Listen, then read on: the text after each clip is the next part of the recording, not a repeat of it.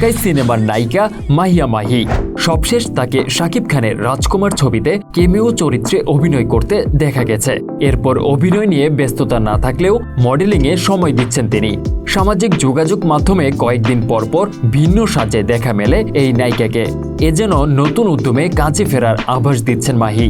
2024 সালের শুরু থেকেই মাহির জীবনে একের পর এক পালাবদল এসেছে। নির্বাচনে হার, ব্যক্তির জীবনে বিবাহ বিচ্ছেদ সবকিছুকে পাশ কাটিয়ে নতুনভাবে ঘুরে দাঁড়াচ্ছেন তিনি। তার এই ঘুরে দাঁড়ানোর পরিবর্তনটাই ভক্তরা দেখল 1.5 মিনিটের এক ভিডিওতে, যেখানে সাদা শার্ট ও কালো প্যান্টে একের পর এক পোজে ভিডিও ধারণ করছেন অভিনেত্রী।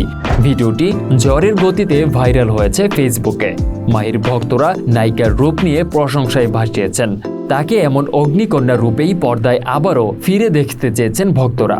1.5 মিনিটের এই ভিডিওটির প্রেস কাটতে না কাটতেই সম্প্রতি আবারও সামাজিক যোগাযোগ মাধ্যম ফেসবুকে 1.5 মিনিটের আরেকটি নতুন ভিডিও প্রকাশ করেছেন মাহি।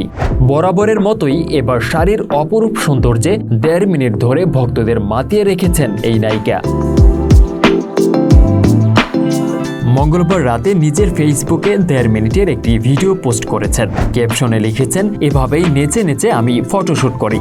ভিডিওটিতে দেখা যায় লাল কালো শাড়িতে একের পর এক পোজে ভিডিও ধারণ করেছেন এই নায়িকা। ভিডিওটিও ঝড়ের গতিতে ভাইরাল হয়েছে ফেসবুকে।